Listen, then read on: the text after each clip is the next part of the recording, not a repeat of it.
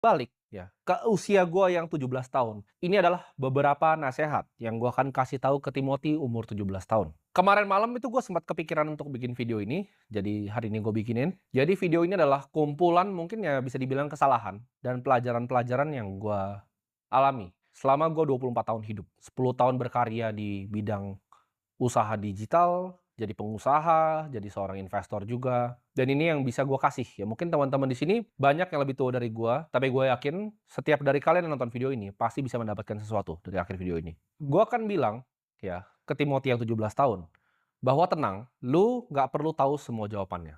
Maksudnya apa? Gue waktu 17 tahun, 18 tahun, bahkan mungkin masih tahun lalu ya, gue selalu banyak bertanya-tanya tentang apa yang gue sedang kerjakan. Apakah yang gue kerjakan itu benar dan apakah yang gue kerjakan itu sesuatu yang gue cintai. Tapi jawabannya adalah, gue nggak perlu buru-buru untuk tahu semua jawabannya.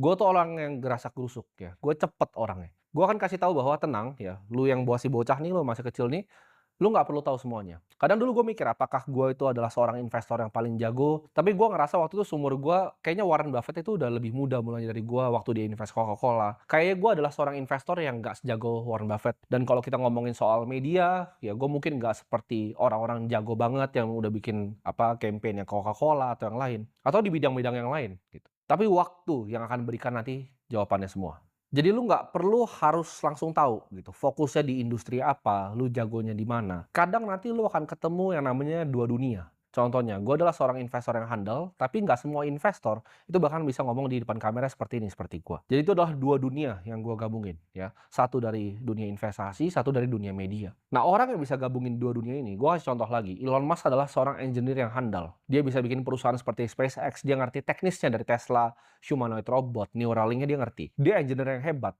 Tapi dia adalah seorang salesman yang lebih hebat lagi sebenarnya. Jadi kalau Elon Musk kalian suruh gua nih analisa, dia itu bukan fully engineer. Dia mungkin engineer-nya 30%, 70%-nya adalah sales. Atau misalnya Jeff Bezos, dia adalah dua, dia adalah orang sistem dan dia juga adalah sebuah engineer. Jadi banyak orang-orang terkaya di dunia itu yang berhasil menggabungi yang gue sebutnya dua dunia ini. Kadang ada yang bahkan tiga. Lu fokus di satu aja gue bilang lu bisa jadi yang terhebat. Lu bisa jadi orang yang sukses, lu bisa jadi orang yang kaya. Tapi jawabannya lu harus lihat apa yang kira-kira lu jago, apa yang sebenarnya orang lain bilang lu jago. Bukan dari diri lu sendiri tapi dari orang lain. Jadi jawabannya adalah waktu, nggak usah buru-buru. Misalnya lo lagi mencari, ya kan, masih bingung, lu kadang masih ngerasa apakah ini hal yang harus gua kerjain? Tenang ya, gua kasih tau lu tenang, nggak usah buru-buru.